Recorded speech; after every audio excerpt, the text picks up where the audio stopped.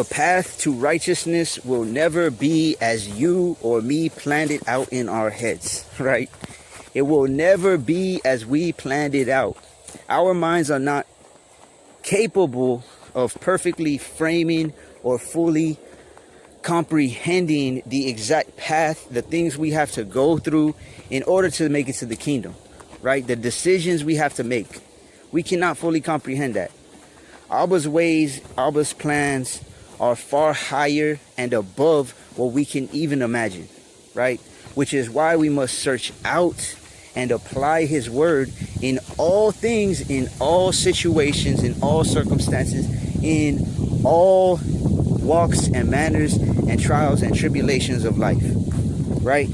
Because if we don't, then what are we doing? We're going off our own understanding, right? We cannot lean on our own understanding. Proverbs, the 3rd chapter, right? We have to cease from our own wisdom. Proverbs 23:4. Letting go from your own mortal thoughts, your own ways, your own emotions and feelings and ideas, right? And ideas of what your path should be in order to make it to the kingdom. You have to let go of that. It's completely 144% necessary to fully accept and embrace the only path that is truly profitable for us, which is what? The Most High's path, right? That straight gate, which is the word. Now, of course, all of our paths differ a little bit. We all go through different trials, tribulations, but like the scriptures say, it's common to man. There's somebody who's gone through the same type of situation that we've all been through, right? But the point is, we need to repent from thinking that our own thoughts, our own feelings, our own opinions, etc. will be more profitable to us, right, than the Most High's plans, right? Because if you don't repent from that, right, if you think your own way is going to get you there, okay, he's going to keep showing you that it's not it, right? A lesson unlearned is a lesson returned, right? If you're supposed to get it, if you're supposed to get the kingdom, but the Most High keeps showing you something and you ain't grasping it, and you keep getting punished for it, right? You keep getting punished, but you were one of those ones chosen from before the beginning of creation to make it. Well, guess what? You're going to make it, right? But you're going to keep going through that same trial, that same tribulation, that same pain until you finally get it, right? He's going to keep showing you that your ways ain't it until you finally get it.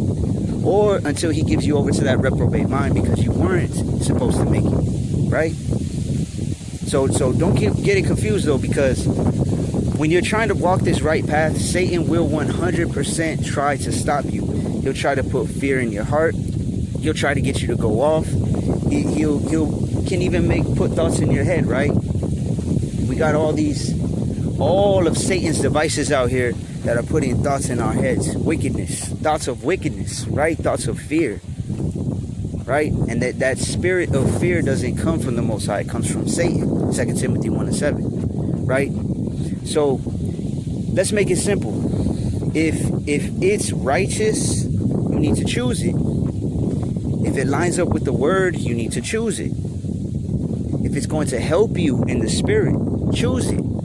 If it's not going to help you in the spirit, if it's draining your spirit, if it's not helping you to be righteous, then you need to lose it, right?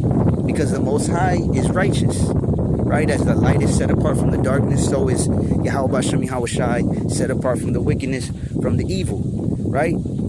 And we know that Satan, of course, is unrighteous, right?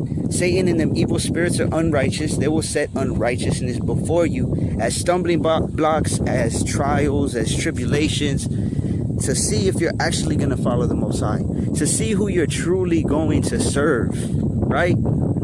So the Most High's will is for us to be righteous to the best of our ability, to choose righteousness, to follow his ways, follow his path, follow his words, because if you're his children, right, and he's your father, then that's what you're going to do. You're going to follow his words, right? His will is for us to be righteous. So if you really love him, right, if you really want to serve him, okay, if you really are striving for the kingdom, you really want the kingdom's path as much as you say you do, right, then you are going to choose righteousness, right? You're going to make righteous decisions. You are going to choose to be around righteous people. You are going to choose righteous places, environments, things that build you up in the spirit, right? And not things that are going to drag you down. Not people that are going to drag you down or lead you back into that old man or that old woman, right? Because if you don't choose righteousness, whether you realize it or not, you are choosing unrighteousness, right? We got to learn to choose what's good for your soul. Because if you're not, then guess what? You're digging yourself a spiritual grave by choosing your own path. All praise to the Most High, Yahweh, B'Shem HaMashiach Yahweh Shai. Shalom.